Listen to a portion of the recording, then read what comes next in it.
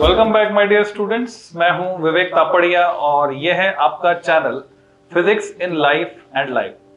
बच्चों, हम लोग सीबीएसई ने जो एसक्यूपी अपलोड किया है, इशू किया है अपने वेबसाइट पर फॉर टर्म 1 सीबीएसई 12th के लिए। सो 12th क्लास का जो फिजिक्स का पेपर है वो हम लोग डिस्कस कर रहे थे। इस पर मैं 2 वीडियो पहले बना चुका हूं, पार्ट 1 एंड पार्ट 2, जिसमें हमने सेक्शन ए के 25 क्वेश्चंस डिस्कस किए थे, फास्ट फॉरवर्ड किए थे। तो उसमें कुछ कंट्रोवर्सीज हैं जिन पे मैं आपका ध्यान दिलाना चाहूंगा। So let's fast forward that part again.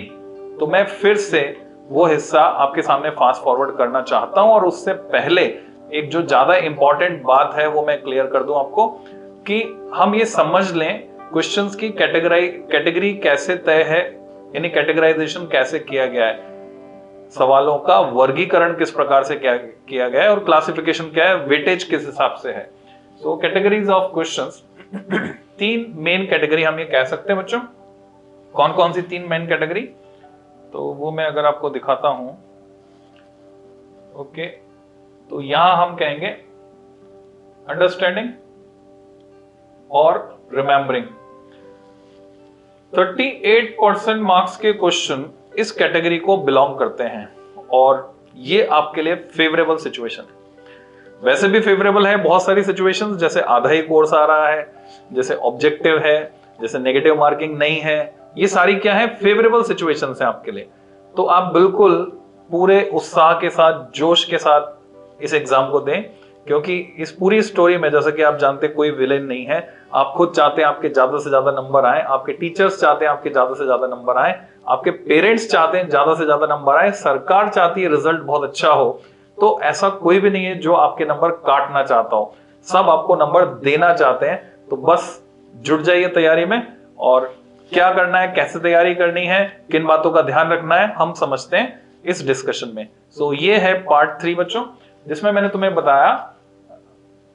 आपको बताया, जो टीचर्स देख रहे हैं वो भी, उनके लिए भी वो अपने स्टूडेंट्स को अकॉर्डिंगली गाइड करें अच्छे से, जिससे उन सभी के अच्छे नंबर आए। क्योंकि बोर्ड में कोई बाउंडेशन या रेस्ट्रिक्शन नहीं है कि रैंक बननी है, या कोई आगे या कोई पीछे रह जाएगा, या सबके सब 100% नहीं ला सकते। बोर्ड में सबके सब 100% ला सकते हैं, ये बहुत अच्छी बात है। तो क्यों ना लाएं। सो कैटेगरी क्या है, अंडरस्टैंडिंग रिमेंबरिंग टाइप, 38% मार्क्स इसके लिए असाइंड है। एप्लीकेशन टाइप, इसमें आपको थोड़ा सोचना पड़ जाएगा और अप्लाई करनी होगी नॉलेज। इसमें कुछ भी सोचने की जरूरत नहीं पड़ती। अंडरस्टैंडिंग रिमेंबरिंग टाइप जो है बहुत ही फास्ट इन क्वेश्चंस को आप कर सकते हैं। यूनिट पूछी है, कोई ग्राफ है जो आपको पहचानना है, तो बहुत फास्ट आप कर पाएंगे। तो जब हम क्वेश्चन सॉल्व करेंगे तो हम साथ में कैटेगरी भी उसकी मेंशन कर देंगे, जिससे आपको आसानी होगी। तो एप्लीकेशन टाइप, यहां आपको थोड़ा सा सोच के रिजल्ट निकालना होगा। और तीसरी जो कैटेगरी है, एनालाइजिंग, इवैल्यूएटिंग या क्रिएटिंग टाइप, इसमें आपको न्यूमेरिकल सॉल्व करने होंगे बेसिकली, जिसमें फॉर्मूले का फ्यूजन भी करना होगा, यानी एक से ज्यादा फॉर्मूले आपको यूज करने होंगे। तो वो कैसे है, वो पूरा एनालिसिस में बताने वाला हूं आपको। सो 30% मार्क्स उसके लिए। फिर सब कैटेगरी में अगर हम जाते हैं तो आपको पता है कि एमसीक्यू है आपके, मोर देन 25 क्वेश्चन एमसीक्यू हैं। जैसे सेक्शन ए की बात करें जो हमने डिस्कस किया, तो उसमें 25 सवाल हैं, जिसमें से आपको 20 करने खाली। तो वो सारे के सारे एमसीक्यू हैं, 25 में से 20। फिर अगला जो सेक्शन बी है, उसमें 24 सवाल हैं, उसमें से फिर से आपको 20 करने हैं। वो भी एमसीक्यू टाइप हैं, पर उसमें शामिल है असर्शन, रीजन क्वेश्चंस। कुछ क्वेश्चंस एआर क्वेश्चंस हैं जो उसमें शामिल हैं। फिर जो तीसरी कैटेगरी सेक्शन सी है, उसमें फिर से आपके पास एमसीक्यू हैं, पर उसमें शामिल है बच्चों केस स्टडी बेस्ड। ये 6 सवाल हैं, जिसमें से आपको कोई से 5 करने हैं। तो कुल मिलाकर अभी सवाल हुए 55। ये रिपीट करना जरूरी है, इस रिपीटेशन से आपको याद रहेगा। तो 55 सवालों में से आपको कितने सवाल करने हैं, 45 questions you have to do, and each question carry equal mark, 0.77 mark उसके हैं। तो उससे मल्टीप्लाई करके आपके नंबर बनेंगे 35 टोटल। और अगर आपके मार्क्स आते हैं सपोज 34.1, हम तो यही कामना करेंगे, तो 34.1 अगर आपके मार्क्स आए तो ऑटोमेटिकली वो हो जाएंगे बच्चों 35 राउंड ऑफ होके। अब राउंडिंग ऑफ का ये जो क्राइटेरिया है सीबीएसई का, ये थोड़ा डिफरेंट है। तो राउंड ऑफ होके 34.1 से आपका बनेगा 35। तो और सब सेकंड सब कैटेगरी पे अगर हम जाते हैं तो ग्राफ बेस्ड है, यूनिट बेस्ड है। कोई प्रॉपर्टी आपसे पूछ सकते हैं, फील्ड लाइन की प्रॉपर्टी हो गई, फोर्स की प्रॉपर्टी हो गई, electric field line, magnetic field line, equipotential surface, उसकी प्रॉपर्टी पर बेस्ड कंसेप्चुअल क्वेश्चंस रहेंगे। मैक्सिमम कंटेंट जो है कंसेप्चुअल का रहता है, उसके बाद जो है ये न्यूमेरिकल आता है, न्यूमेरिकल भी काफी रहेगा इस बार पेपर में, पेपर आपका लेंथी रहेगा बच्चों। तो आपको क्या करना है, इस तरह के क्वेश्चन, फर्स्ट कैटेगरी वाले क्वेश्चन में टाइम बचाकर आपको वो इन्वेस्ट करना होगा थर्ड कैटेगरी वाले क्वेश्चन में, तब जाकर ये बैलेंसिंग होगी प्रॉपर्ली और आप टाइम पर पेपर पूरा कर पाएंगे। और उसके लिए मैं आपको प्रैक्टिस करवाने वाला हूं। मेरी कोशिश ये है कि जैसे मुझे टाइम मिलता है मैं वीडियो बनाने आ जाता हूं बच्चों। आज टाइम मिला तो मैं वीडियो बनाने आ गया। तो मेरी कोशिश ये रहेगी कि मैं आपको 8 या 9 पेपर ऐसे करवा दूं कि उससे बाहर कुछ ना बचे, और उसमें जब हम क्वेश्चन डिस्कस करें तो साथ साथ रिलेटेड सारे कंसेप्ट, यानी क्वेश्चन से थ्योरी सीखते हुए हम चलें। सो न्यूमेरिकल रहेंगे, डायग्राम बेस्ड क्वेश्चन रहेंगे, ये आप आसानी से अच्छे से कर सकते हैं। इसके लिए आपको क्या करना है, एनसीईआरटी को स्क्रॉल करना है और उसमें सारे डायग्राम्स को दिमाग में बैठाना है, क्योंकि हमारा दिमाग डायग्राम स्टोर करता है। सर्किट बेस्ड क्वेश्चन 1 या 2 आपको मिल सकते हैं। तो ये हुआ कैटेगराइजेशन। वापस से मैं आपको याद दिला दूं, ये हमने डिस्कस किया था, which of following is not the property. ये पहला सवाल था सेक्शन ए का जो हम डिस्कस कर चुके हैं। तो आपको पता है कौन सी प्रॉपर्टी नहीं है, कंसेंट्रिक स्फीयर्स नहीं होते, और ये हमने याद रखा था इस डायग्राम से। तो मैं फास्ट फॉरवर्ड कर रहा हूं और यहां पर ये डिस्टेंस आती है 12। अभी मैं आंसर बताता जा रहा हूं आपको, ये पीई, और क्वेश्चन नंबर 4 में ये आपको पता है 1 माइक्रोफैरड आ जाएगा। यानी इन क्वेश्चन से आपकी फैमिलियरिटी इतनी अच्छी हो जानी चाहिए कि देखते ही आपको याद आ जाए, हाँ ये आंसर है इसका। और जब हम इसकी बात कर रहे हैं तो ये हो रहा है 5F इसका आंसर। द नेक्स्ट क्वेश्चन, यहां पर थोड़ा सा आपको समझना है, रुकना है, ठहरना है, बिकॉज यहां कुछ कंट्रोवर्सी जनरेट हो रही है। कैसे समझते हैं बच्चों। पहला स्टेटमेंट है, अच्छा पूछा क्या है, विच इज ट्रू, गौर कीजिए, विच इज ट्रू किसके लिए, गॉस लॉ के लिए। तो गॉस लॉ के लिए 6 पॉइंट आपके एनसीईआरटी में दिए हुए, उनको ध्यान से पढ़ लीजिए, ये पहले भी मैंने आपको समझाया था। इसका आंसर जो दिया हुआ है एसक्यूपी में, वो दिया हुआ है आंसर नंबर 4, ठीक है। अब बिना प्रीजुडाइज के मेरी पूरी बात ध्यान से सुनना, सभी जो मेरे कलीग टीचर्स हैं वो भी ध्यान से सुने और बच्चे भी ध्यान से सुने। हो सकता है मैं भी गलत हूं, मैं दावा नहीं करता कि मैं बिल्कुल सही सोच पा रहा हूं या समझ पा रहा हूं, पर मैं जो सोच या समझ पा रहा हूं मैं आपके साथ शेयर कर रहा हूं, तो आप खुद जज करें उसको। तो all the charges whether inside or outside the Gaussian surface contribute to the electric flux। हम जानते हैं कि सिर्फ हमें इनसाइड चार्जेस को कंसीडर करना होता है। That's why this statement is false, क्योंकि गॉस लॉ का जो मैथमेटिकल एक्सप्रेशन है, जैसे कि आप जानते हैं phi equal to sigma Q upon epsilon 0, इसमें हमें केवल और केवल वो चार्ज लेने होते हैं जो इनसाइड आ रहे हैं, बाहर वाले चार्जेस को नहीं लेना होता है। तो आप समझ गए होंगे। Electric flux depends upon the geometry of the Gaussian surface. तो आपको पता है अगर यहां चार्ज है Q, अब इसके अराउंड सरफेस अगर मैं स्फेरिकल लेता हूं तो भी फ्लक्स है Q अपॉन एप्सिलॉन 0, और अगर मैं क्यूबिकल सरफेस लेता हूं तो भी फ्लक्स उतना ही है, यानी Q अपॉन एप्सिलॉन 0। इसका मतलब ये मैटर नहीं कर रहा है कि शेप कैसा है, तो ये आपको समझना है। तो ये भी गलत है, ज्योमेट्री पर डिपेंड नहीं करता। Then Gauss theorem can be applied to non-uniform electric field। यहां पर थोड़ा सा आपको समझ के चलना है। कैसे? अगर मैं कहता हूं ये पॉइंट चार्ज है, अब आप जानते हैं इसकी वजह से फील्ड लाइंस कैसे जाएंगी, रेडियली आउटवर्ड। अब मेरा सवाल है, क्या ये जो इलेक्ट्रिक फील्ड मैंने बनाया है, diverging field lines, is it uniform? क्या ये यूनिफॉर्म इलेक्ट्रिक फील्ड है?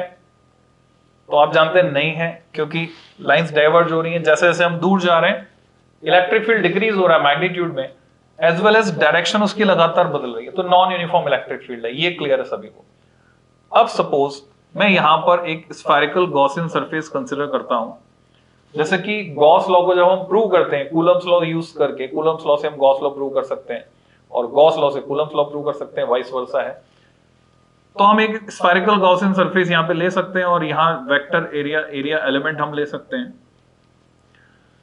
तो मेरा सवाल ये है कि इस स्फेरिकल गॉसियन सरफेस पे क्या हर पॉइंट के लिए इलेक्ट्रिक फील्ड सेम है, या ओके इलेक्ट्रिक फील्ड सेम है, ये बात हम अगले पॉइंट के लिए करेंगे। पहले ये देखें कि ये इलेक्ट्रिक फील्ड नॉन यूनिफॉर्म है, जवाब है हाँ नॉन यूनिफॉर्म है।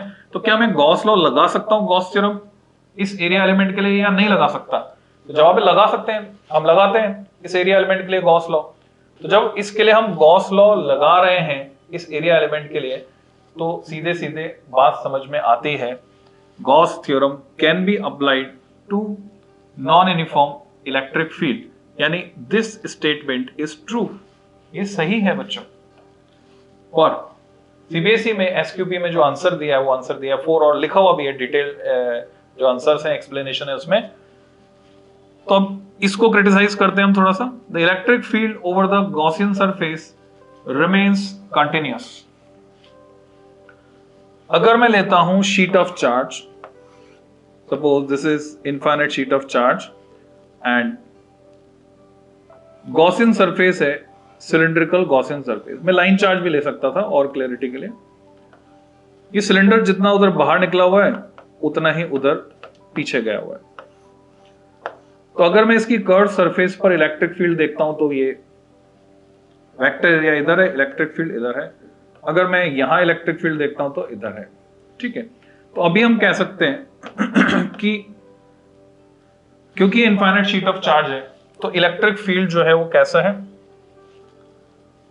यूनिफॉर्म है। कंटिन्यूअस है या नहीं है, क्या कहीं डिसकंटिन्यूटी आ रही है, वो थोड़ा सा मुश्किल है कहना या पहचानना। पर जब मैं लेता हूं इनफाइनाइट लाइन चार्ज, अब अगर हम बात करें और ये है गॉसियन सरफेस, तो अगर इस पॉइंट पर हम इलेक्ट्रिक फील्ड की बात करें वो इधर है, जबकि इस पॉइंट पर इलेक्ट्रिक फील्ड इधर है। तो क्या गॉसियन सरफेस के हर पॉइंट पर इलेक्ट्रिक फील्ड यूनिफॉर्म है? क्या यहां पे डिसकंटिन्यू नहीं हो गया, यहां इलेक्ट्रिक फील्ड नहीं दिखा रहे हम और इसके बाद दिखा रहे हैं, हालांकि इलेक्ट्रिक फील्ड ऐसे जा रहा है। तो कहने को हम कंटिन्यूअस कह सकते हैं, चलो कंटिन्यूअस हो गया, रिमेन कंटिन्यूअस। पर क्या यूनिफॉर्म कह पाएंगे एट एवरी पॉइंट कि इलेक्ट्रिक फील्ड यूनिफॉर्म है? अब इलेक्ट्रिक फील्ड के यूनिफॉर्म होने का सीधा सीधा ये मतलब होता है वेक्टर क्वांटिटी इलेक्ट्रिक फील्ड, तो मैग्नीट्यूड में भी यूनिफॉर्म और डायरेक्शन में भी यूनिफॉर्म, दोनों में यूनिफॉर्म होना चाहिए। और क्लियरली डायरेक्शन में यूनिफॉर्म नहीं है। तो ऐसी सिचुएशन में मेरे हिसाब से जो चौथा ऑप्शन है वो गलत है, और क्योंकि वो गलत है तो वो ट्रू नहीं हो सकता। तो करेक्ट आंसर क्या बना इसका? थर्ड मेरे हिसाब से, ठीक है। तो अब आपके पास कोई लॉजिक है तो आप कमेंट सेक्शन में लिख सकते हैं, हम लोग डिस्कशन करके सही रिजल्ट तक पहुंचेंगे। जरूरत पड़ेगी तो इसका एक्सप्लेनेशन फिर से मैं नेक्स्ट वीडियो में दूंगा। तो मुझे लगता है सही जवाब जो है वो थर्ड ऑप्शन है। नेक्स्ट क्वेश्चन पे चलते हैं। Capacitor plates are charge by battery with V volt, और उसके बाद हमने बैटरी को डिस्कनेक्ट कर दिया। तो पोटेंशियल का क्या होता है? क्योंकि चार्ज कांस्टेंट रहेगा, पोटेंशियल डिक्रीज हो जाएगा V/K।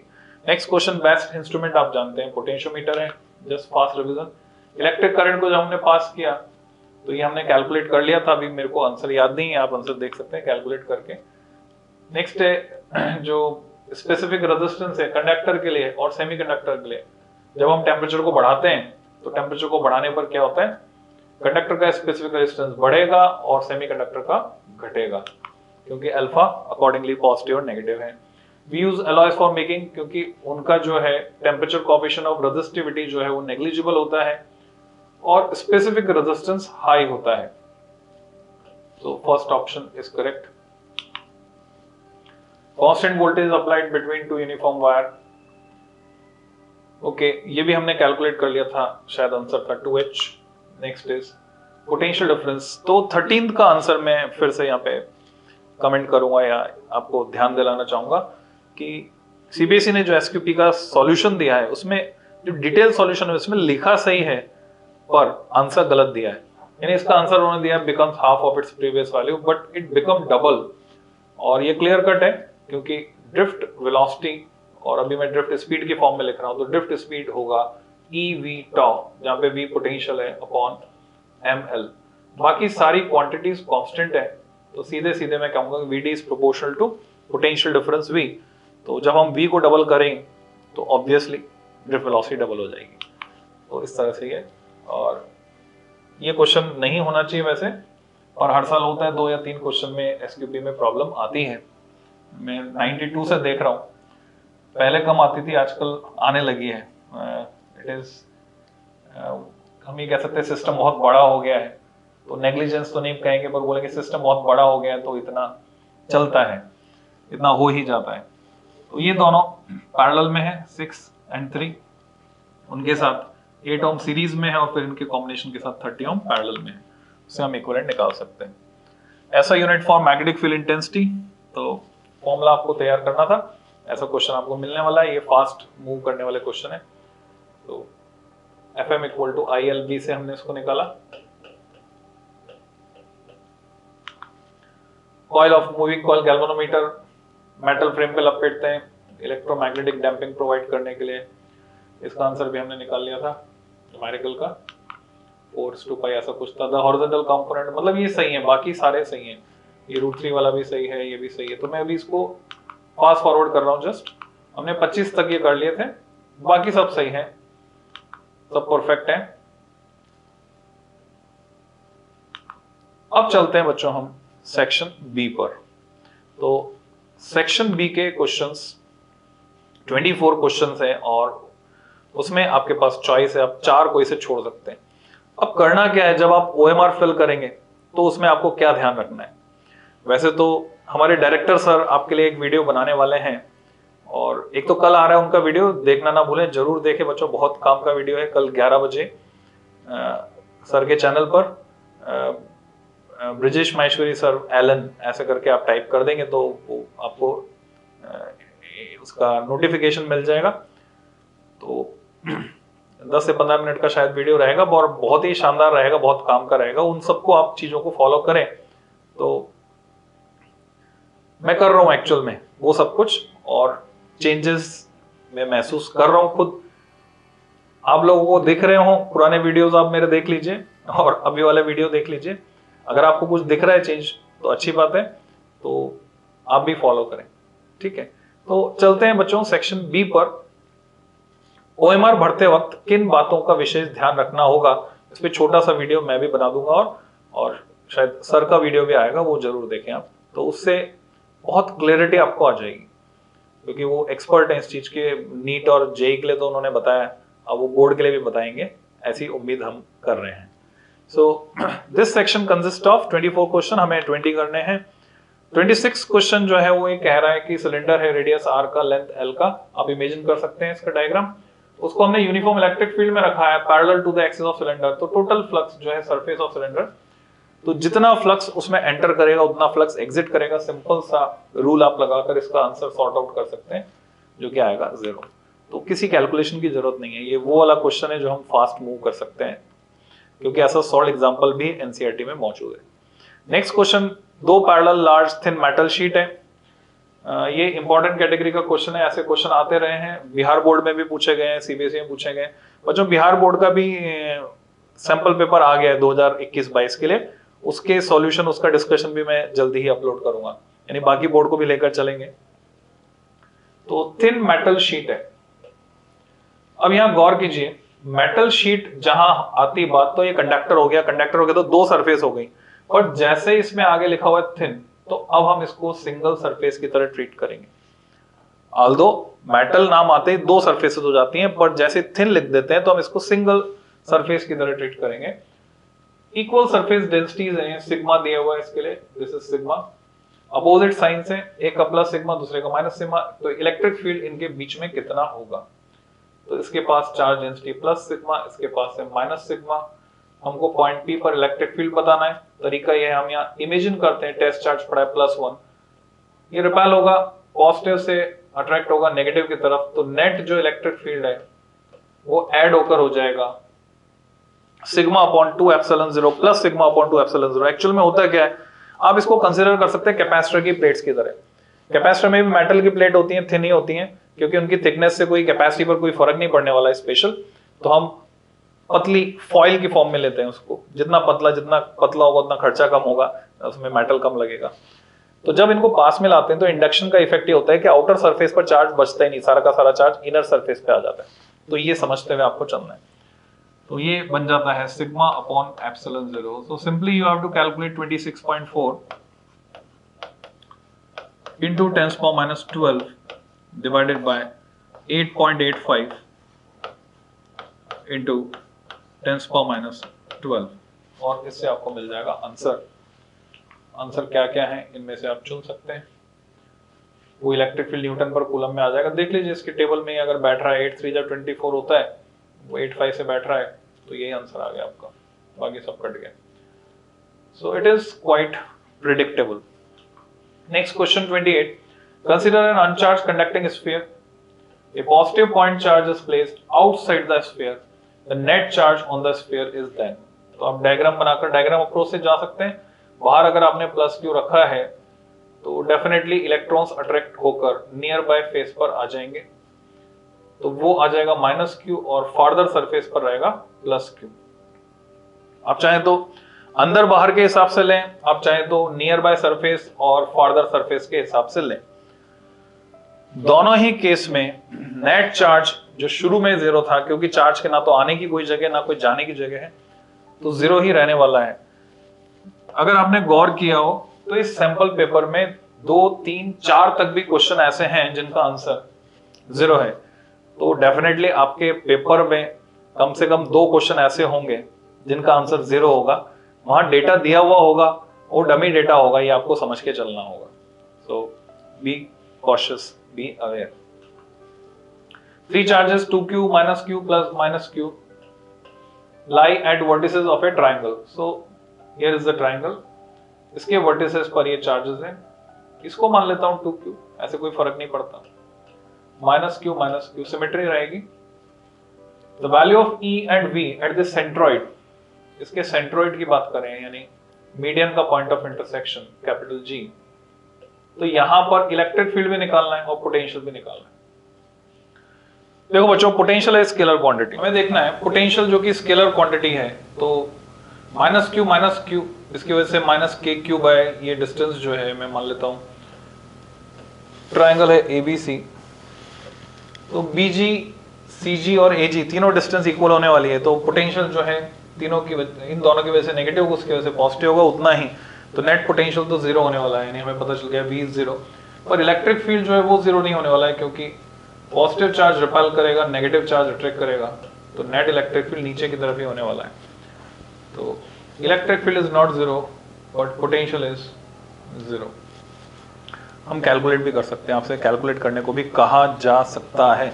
अब मान लो कैलकुलेट करने को कह दिया तो यही क्वेश्चन लेंथी क्वेश्चन हो जाएगा, पर अभी सिमेट्री की वजह से ये क्वेश्चन अंडरस्टैंडिंग टाइप में रखा जा सकता है। ठीक है, तो सिमेट्री आपको यूज करनी होगी फास्ट सॉल्यूशन के लिए। Next question, 2 parallel plate capacitor X और Y, सेम एरिया प्लेट का एंड सेम सेपरेशन प्लेट्स के बीच। X में हवा है और Y में है डाइलेक्ट्रिक, जिसका डाइलेक्ट्रिक कांस्टेंट 2 है। सब कुछ इमेजिन करते जाइए ना, दिमाग में पिक्चर खींचते जाइए। They are connected in series, series में जोड़ा। What does it mean? 12 volt की बैटरी को सीरीज में जोड़ा, चार्ज सेम। जब भी सीरीज की बात आई मतलब चार्ज सेम, और जब भी पैरेलल की बात आई मतलब पोटेंशियल सेम। सो चार्ज सेम है। Ratio of electrostatic energy stored in X and Y is, तो हमें एनर्जी स्टोर निकालनी। तो एनर्जी स्टोर के फॉर्मूले आप जानते हैं, हाफ Q² अपॉन C। दूसरा आप जानते हैं हाफ CV²। अब आपको समझना होगा कि कौन सा फॉर्मूला यहां पे काम आने वाला है आपके, हाफ CV² या हाफ Q²/C। तो क्लियर है, क्योंकि चार्ज कांस्टेंट है तो आप इसे यूज करेंगे, और अगर इसे यूज किया तो जो कैपेसिटी का रेशियो उसका इनवर्स है वही इसका आंसर हो गया।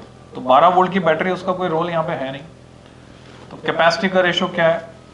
सेम एरिया, हम जानते हैं C होता है, या मैं ये कह सकता हूँ Cx is epsilon 0 A by D same separation, ये तो दोनों के लिए सेम है। अब डाइलेक्ट्रिक कांस्टेंट 2 का मीडियम x में है, x में हवा है, y में है, तो x की कैपेसिटी तो इतनी हो गई और y की हो गई इसकी ट्वाइस, 2ε0 a/d।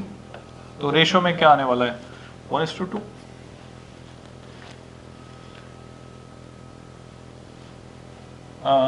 Q का स्क्वायर है पर Q मैटर नहीं कर रहा है, ओनली C मैटर कर रहा है, चार्ज तो सेम है। तो C का इनवर्स रेशियो, यहां पे हम देख रहे हैं रेशियो कितना है, CX/CY, it is 1/2, CX/CY is 1/2। सो उसका इनवर्स रेशियो अगर हम कह रहे हैं, लेट मी चेक, क्योंकि हमें एनर्जी का रेशियो निकालना है, UX/UY, तो ऐसी सिचुएशन में उल्टा हो जाएगा, क्या हो जाएगा, CY/CX।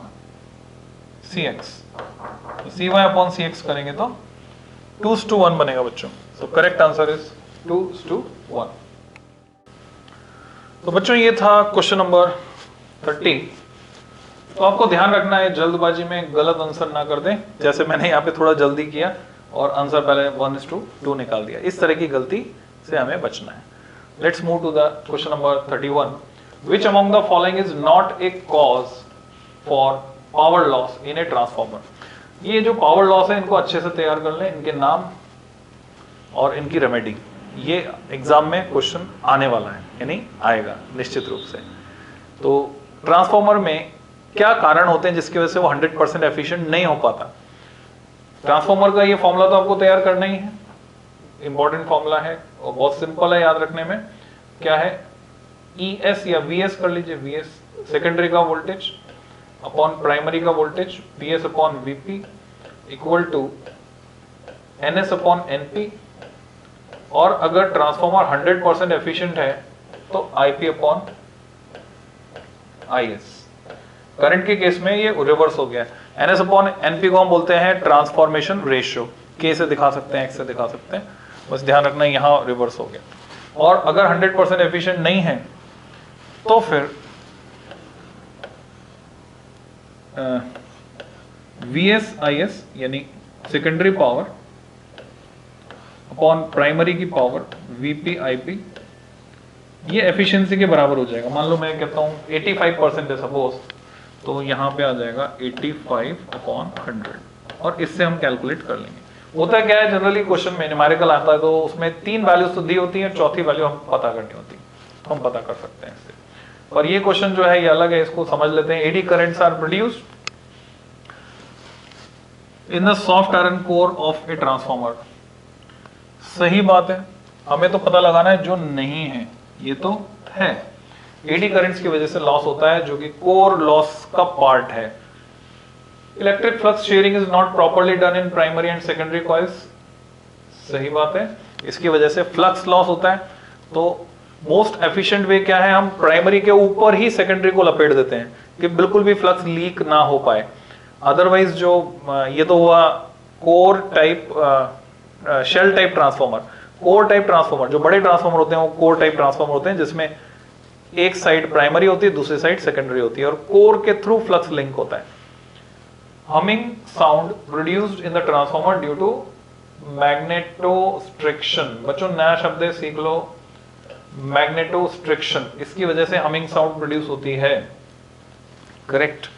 किसी भी ट्रांसफॉर्मर जो गली मोहल्ले में लगे हुए हैं, बड़े बड़े ट्रांसफॉर्मर, ये स्टेप डाउन ट्रांसफॉर्मर है, ये 11,000 वोल्ट को 220 वोल्ट में स्टेप डाउन करते हैं, फिर वो घर तक आती है। 220 कहने के लिए रह गया बच्चों, आजकल ये बिजली विभाग वाले 260 भेज रहे हैं, 250 से 260 के बीच में आ रही है आपकी वोल्टेज।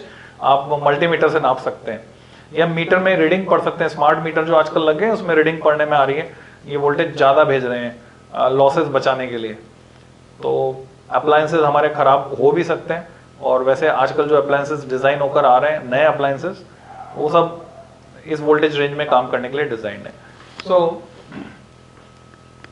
साउंड प्रोड्यूस होती है, ये साउंड आप सुन सकते हैं किसी भी बड़े ट्रांसफॉर्मर के पास जाकर, और आप महसूस कर सकते हैं छोटे ट्रांसफॉर्मर में जो आपके एडाप्टर में लगा हुआ है या कोई स्टेबलाइजर है, वहां ये आप हमिंग साउंड सुन सकते हैं।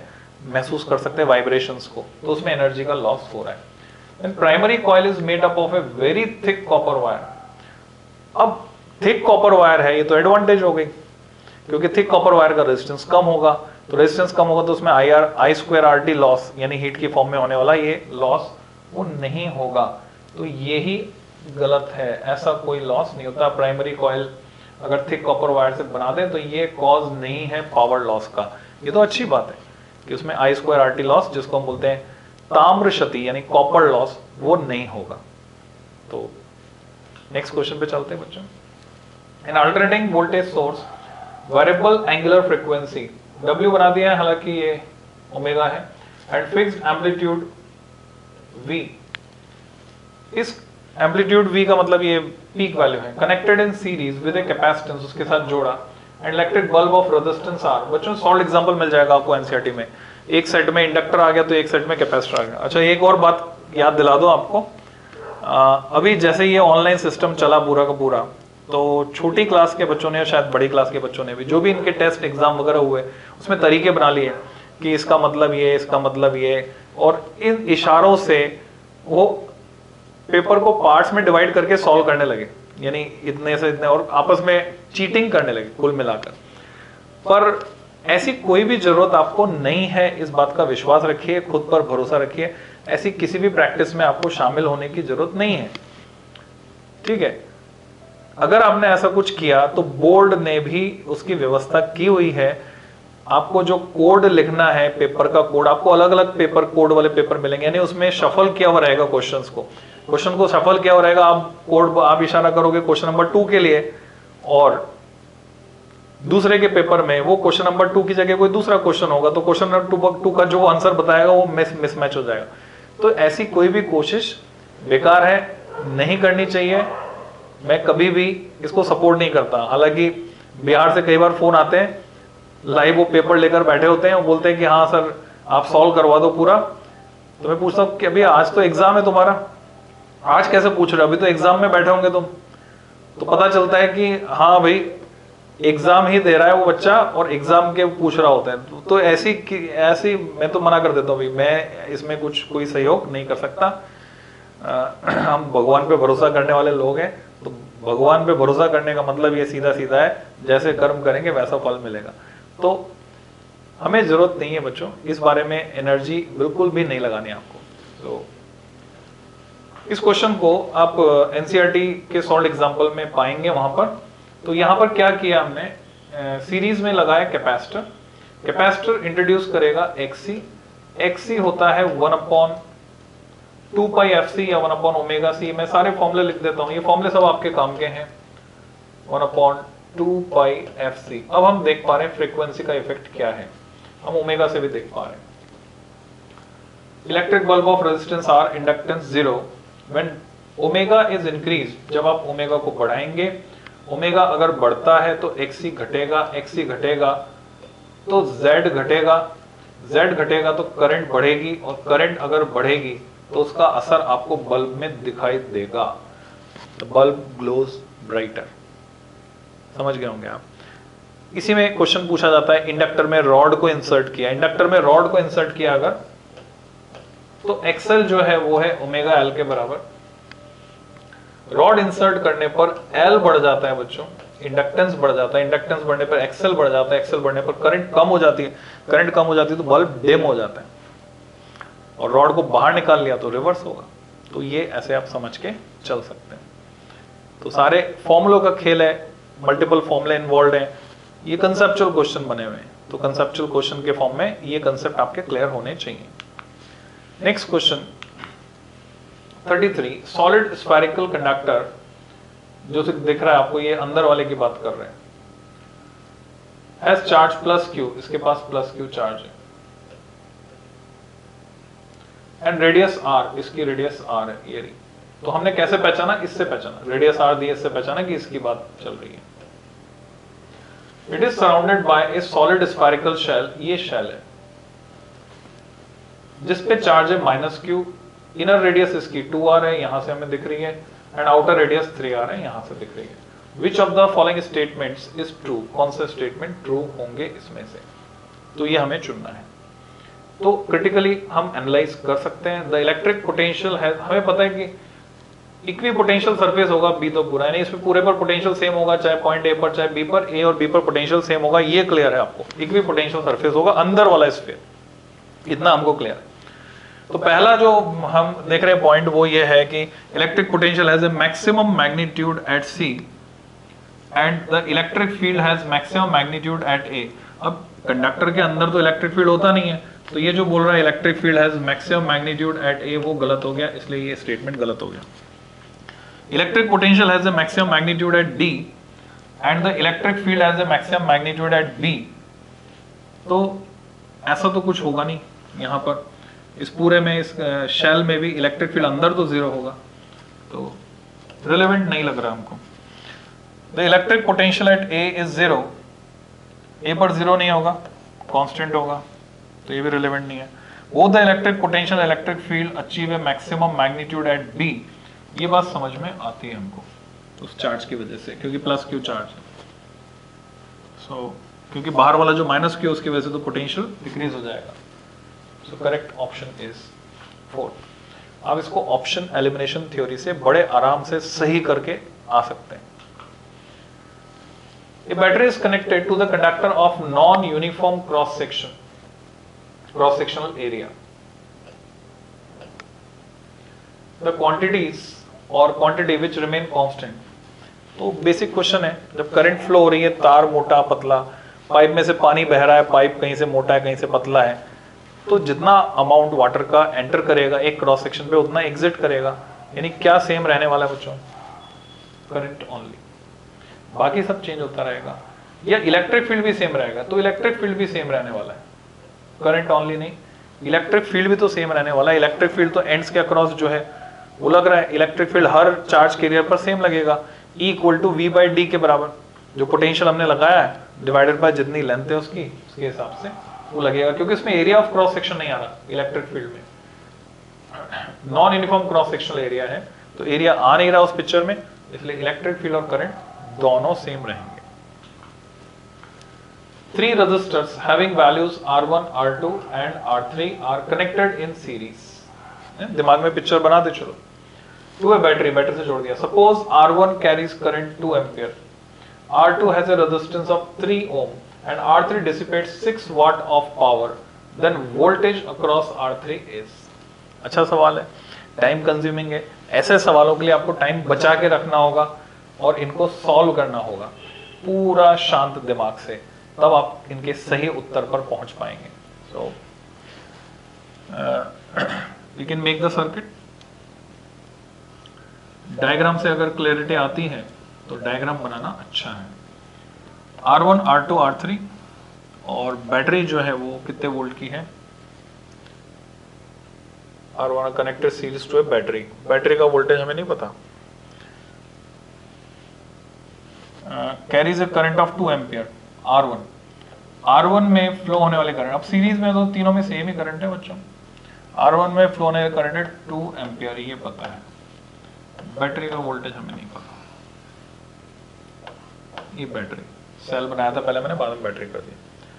R3 में 6 वाट पावर डिसिपेट हो रही है, दिस इज R3, इसमें 6 वाट पावर डिसिपेट हो रही है। हम जानते हैं P equal to VI, DC circuit है इसलिए VI। AC सर्किट होता तो V0 I0 by 2 cos phi या VRMS IRMS cos phi। तो अभी मैं P equal to VI formula अगर लगाता हूँ, I मुझे पता है, मुझे इसके अक्रॉस ड्रॉप पता चल जाएगा। V3 की वैल्यू मैं क्या लिख सकता हूँ? V3 equal to P upon I, so it is 6 upon 2, 3 volt. तो बच्चों 3 वोल्ट ड्रॉप हो रहा है। पूछा क्या है? वोल्टेज अक्रॉस R3, ये लो डायरेक्ट आ गया, बाकी कुछ करने की जरूरत हमको नहीं रही। मैं सोच रहा था कुछ लंबा क्वेश्चन होगा, तो ऐसा नहीं रहा, ये डायरेक्ट आ गया। नेक्स्ट क्वेश्चन पे चलते हैं। Straight line plot showing the terminal potential difference V, ये इंपॉर्टेंट कैटेगरी का क्वेश्चन है। ऐसे ग्राफ वाले क्वेश्चन एग्जाम में पूछे जाते रहे हैं बोर्ड में, CBSE में, ऐसे ग्राफ वाले क्वेश्चन। तो ग्राफ आपको दिया हुआ है, as a function of current drawn from it shown in the figure, the internal resistance of cell would be then। इस ग्राफ से हम क्या क्या इंटरप्रेट कर सकते हैं ये आपको आना चाहिए। क्वेश्चन तो सॉल्व कर ही लेंगे हम, क्या क्या इंटरप्रेट कर सकते हैं इस ग्राफ से? ये ग्राफ ये बता रहा है कि जब करंट जीरो है, current zero means open circuit, जब सर्किट ओपन है तो वोल्टेज है 5.6 और सेल कितने हैं? एक ही। सो पूछा इंटरनल रेजिस्टेंस है, तो सेल का ईएमएफ हमें मिल गया बच्चों। ईएमएफ कितना हुआ? 5.6 वोल्ट। अच्छा, जब वोल्टेज जीरो है, ये पॉइंट पकड़ना है हमको, जब वोल्टेज जीरो है, वोल्टेज कब जीरो होता है? शॉर्ट सर्किट जब कर देते हैं। शॉर्ट सर्किट करंट कितनी है? 2 है। तो मैं ये कह सकता हूं कि करंट 2 एम्पियर किसके बराबर है? ईएमएफ अपॉन, उस समय सिर्फ और सिर्फ इंटरनल रेजिस्टेंस सर्किट में काम करेगा, यानी वो है 5.6 अपॉन आर। तो हमें आर ही तो पता करना है, यहाँ पे तो आर मिल गया हमको, आर हो गया 5.6 अपॉन 2। 5.6 अपॉन 2 का मतलब ये रहा आंसर, पहला ही आंसर करेक्ट है। तो हम इस तरह से इंटरप्रेट करके निकाल सकते हैं, और भी कई तरीके हो सकते हैं जो भी आपको आसान। So question number 37, it is based on potentiometer and question based on potentiometer is very very important. You will get at least 2 questions based on potentiometer in your paper.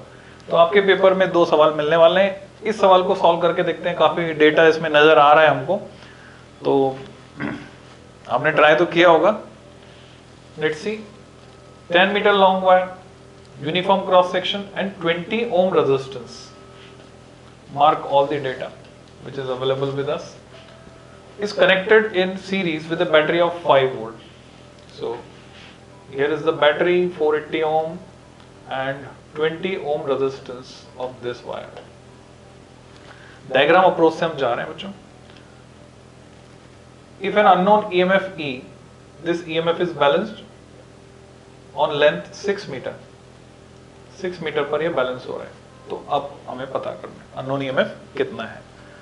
तो स्टेप बाय स्टेप प्रोसेस, जो given data है उससे हम एक तो current निकाल लेते हैं। करंट कितनी होगी? Net EMF 5 volt divide by total resistance 480 plus 20। Calculation आसान दिख रही है क्योंकि नीचे 500 आ गया, तो करंट हो गई 0.01 एम्पियर। 500। अब जब करंट हमको पता चल चुकी है तो 20 ओम पे कितना ड्रॉप हो रहा है पता चल गया। ये पी पॉइंट मिसिंग है, इसको मार्क कर लीजिए। तो drop on wire P Q, ये हो गया आई इंटू आर, यानी 0.01 इंटू 20, तो ये ड्रॉप आ रहा है हमारे पास 2 वोल्ट। ठीक है, 2 वोल्ट टोटल ड्रॉप है इस वायर पे। तो 10 मीटर पर 2 वोल्ट, अब यूनिटरी लॉ लग गया। 10 मीटर लेंथ पर ड्रॉप है 2 वोल्ट, तो 1 मीटर पर ड्रॉप होगा 0.2 वोल्ट। तो 6 मीटर जिस पे वो सेल बैलेंस हो रहा है अननोन ईएमएफ का, उस पर ड्रॉप होगा 0.2 into 6, so answer is 1.2 volt. मैं समझता हूं समझ में आ गया होगा आपको। नेक्स्ट क्वेश्चन पे चलते हैं। Question number 38, current sensitivity. अब लोग फैमिलियर होंगे क्या होती है करंट सेंसिटिविटी। किसी गैल्वेनोमीटर के लिए increases by 20% and resistance is also increase by 25%, तो वोल्टेज सेंसिटिविटी का क्या होगा ये पूछा है बच्चों। करंट सेंसिटिविटी, वोल्टेज सेंसिटिविटी पर क्वेश्चन आते रहे हैं बोर्ड में, तो आपको क्लियरिटी होनी चाहिए और याद रखना आसान है। अगर आप लिंक करके पढ़ते हैं तो कैसे याद रखेंगे? फिजिक्स में जो नाम का मतलब है वही मतलब है, करंट के लिए सेंसिटिविटी, करंट सेंसिटिविटी। तो गैल्वेनोमीटर हमारे पास होता है जिससे हम अमीटर बना सकते हैं, पैरेलल में स्मॉल रेजिस्टेंस लगा के, शंट लगाकर, और सीरीज में लार्ज रेजिस्टेंस लगाकर हम उससे वोल्ट मीटर बना सकते हैं। तो आपको मान लो 5 गैल्वेनोमीटर दिए हुए हैं, अब आपसे कहते हैं कि इसमें से चुनो किसे आप अमीटर बनाओगे। तो आप क्या करोगे? सब में 1-1 एम्पियर करंट पास कर दोगे, और जो गैल्वेनोमीटर सबसे ज्यादा डिफ्लेक्शन शो कर रहा है हम बोलेंगे उसी को हम अमीटर में कन्वर्ट करेंगे, क्योंकि वो करंट के लिए सबसे ज्यादा सेंसिटिव है। तो what is current sensitivity? We can say it is, rhythm में याद रखो डेफिनेशन को, deflection shown for unit current flown, यानी यूनिट करंट के लिए जो डिफ्लेक्शन दिखाया, तो deflection is theta and current is I, theta upon I radian per ampere, ये इसकी ऐसा यूनिट हो गई। तो ये है करंट सेंसिटिविटी। और वोल्टेज सेंसिटिविटी क्या हो जाएगी, सिमेट्री से थीटा अपॉन वी, रेडियन पर वोल्ट। अब वी हमें डायरेक्टली पता नहीं है, तो ऐसी सिचुएशन में वोल्टेज सेंसिटिविटी, जो नई वोल्टेज सेंसिटिविटी, अगर मैं उसको वीएस डैश से दिखा रहा हूं तो मैं उसको लिखूंगा इस फॉर्मूले से, एक्चुअल में यहीं पे लिख देता हूं, ये वोल्टेज सेंसिटिविटी है theta upon I into R. तो अब हमारे पास जो सॉल्यूशन बनेगा वो कैसे बनेगा वो देखते हैं। वी एस डैश, नई वोल्टेज सेंसिटिविटी क्या हो जाएगी, ये हो जाएगी, फिर से मैं इस फॉर्मूले को मॉडिफाई कर देता हूं।